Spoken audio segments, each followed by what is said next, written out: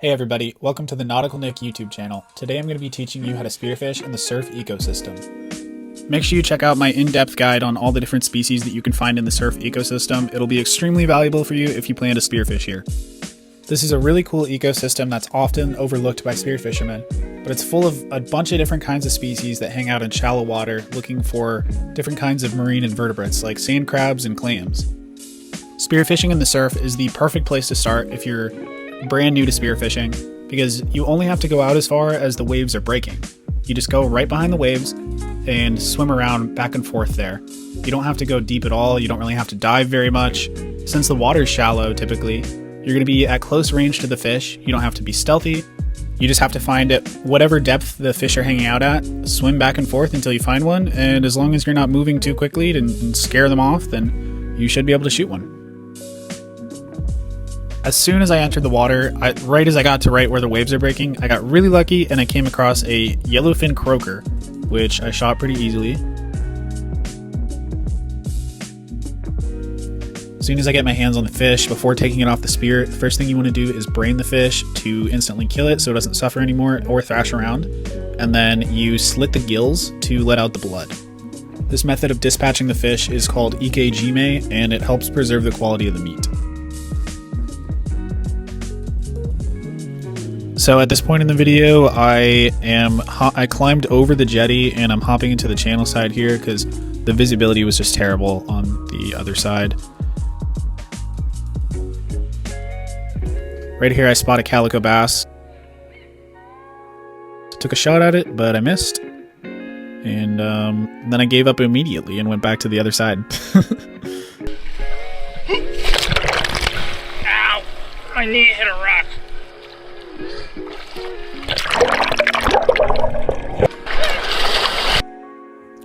So now that I'm back on the surf side, I'm swimming around right where the waves are breaking, just behind it.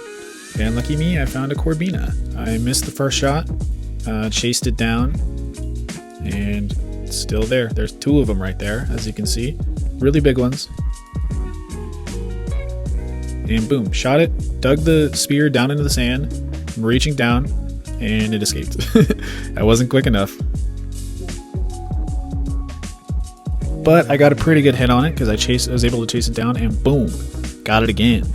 Keep the spear down in the sand, and boom, got my hand on it. It's not getting away this time. Alright, let's pause and take a look at exactly where I was positioned when I got this corbina. As you can see, I'm directly behind where the furthest waves are breaking. This isn't in very deep water. I think I was in probably 4 feet of water when I speared the corbina, and then right here, this is like 5 or 6 feet of water. Not very deep, didn't really have to dive at all. I don't even think I went underwater when I speared this thing. So now, as always, I brain the fish, and then I bleed it, and then take it off the spear and put it in my bag. This is a really big corbina, one of the bigger ones that I've ever caught, actually. After searching for hours, I finally came across a giant school of spotfin croaker with probably about 50 spotfin croakers in there. I hit one, but then I lost it, and then it swam off into the murkiness, and I never saw it again. So the haul for this session was my yellowfin croaker and my really big corbina, and then my brother speared a spotfin croaker. This corbina measured to be 21 inches, and it probably weighed about 3 pounds. Here's me sharing the love with the seagulls. Seagulls are very underrated birds. And check out all the meat I got off of those 3 fish.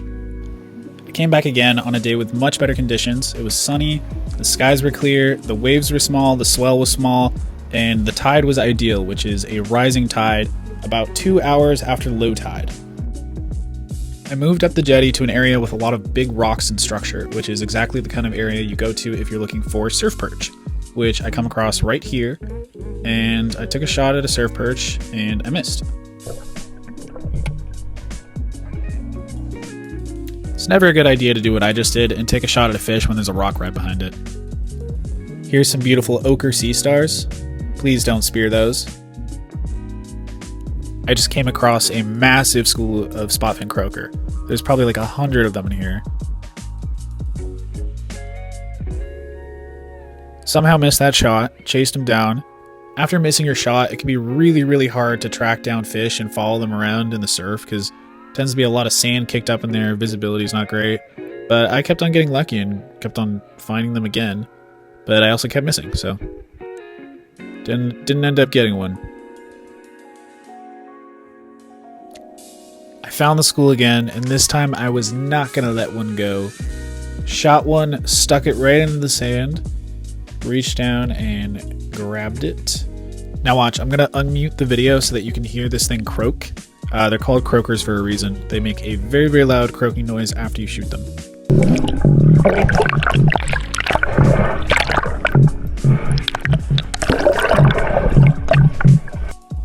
It's hard to target spotfin croaker. They don't just hang out in one spot. They're in these massive schools and they move all over the place in all sorts of different depths, but they mostly stay in shallow water near the surf. Chances are, if you're looking for corbina and you're hunting corbina, you're just going to end up finding spotfin croaker by accident if you're at a beach that tends to have them.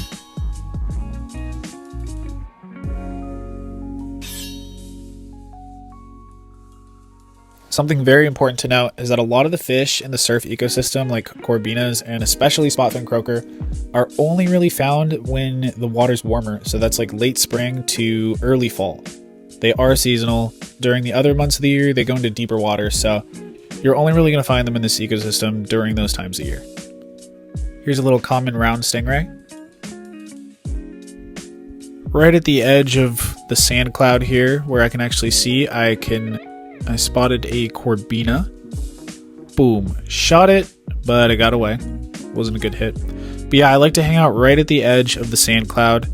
Can't go further into the sand cloud because it's too murky to see in there. Just hang out right outside of it and you'll catch fish popping out of that sand cloud and you can ambush them there. This is actually the same corbina. I found it again after I'd shot it. So easy shot, and I stuck it in the sand. Oh, actually I didn't, and it got off. That's why you stick it in the sand. But it was pretty injured. It was low HP. So I shot it again, then even lower HP, shot it again. I finally got it.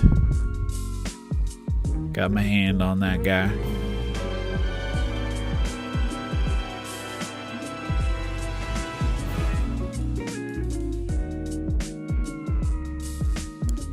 As always, I brain him. Then bleed him.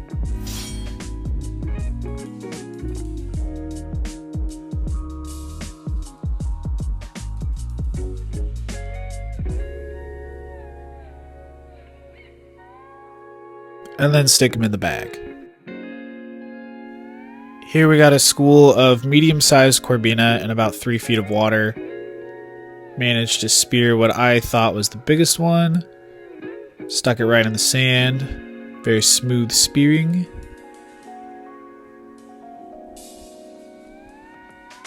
Maybe not that smooth. Brain him. And there we have it, another very successful day in the surf ecosystem. This was probably only an hour of spearfishing, and as you can see, I got 2 corbinas and a spotfin croaker. Hopefully this was a helpful guide on how to get started on spearfishing. This is a great ecosystem to get out there and learn how to spearfish, and look, maybe you'll get some fish like that. This has been Nautical Nick. Thank you for watching. Please like and subscribe, and let me know if there's anything else you want to know in the comments. Thank you.